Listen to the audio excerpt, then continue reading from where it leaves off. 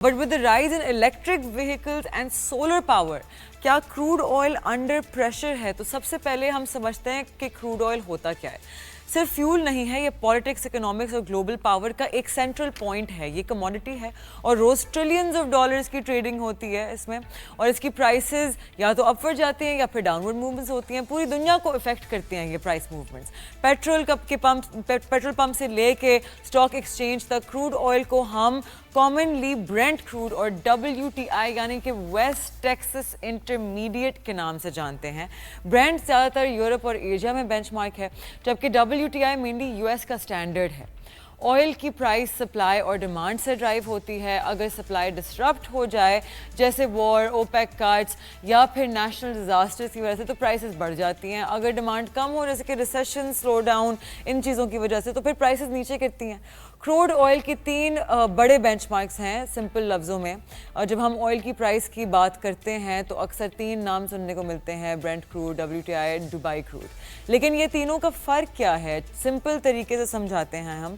Brent crude ये north सी से आता है और ये दुनिया का सबसे ज़्यादा यूज़ होने वाला बेंचमार्क है। यूरोप, एशिया, अफ्रीका में ऑयल डील्स ज़्यादातर ब्रेंट की प्राइस में होती हैं। इसी क्वालिटी लाइट और स्वीट होती है, यानी कि लो सल्फर कंटेंट, जिसे रिफाइन करना आसान होता है। WTI वेस्ट टेक्सास इंटरमीडिएट ये अमेरिका का बेंचमार्क है और मेनली US की डोमेस्टिक मार्केट के लिए यूज़ होता है।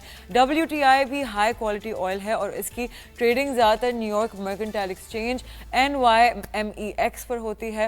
ये यूजुअली ब्रेंट से थोड़ा सस्ता होता है। दुबई क्रूड ये मेनली बेंचमार्क एशिया और मिडल ईस्ट में यूज़ होता है, स्पेशली उन कंट्रीज़ के लिए जो हैवी और सावर ऑयल इंपोर्ट करते हैं। इसके यूजेस मोस्टली एशियन रिफाइनरीज करती हैं जो मिडल ईस्टर्न सप्लाई पर डिपेंड करती हैं।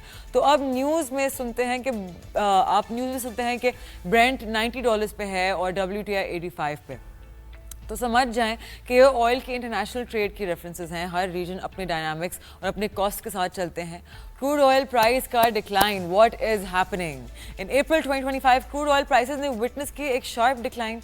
Brent crude fell from above $85 पर बैरल टू जस्ट अराउंड $65।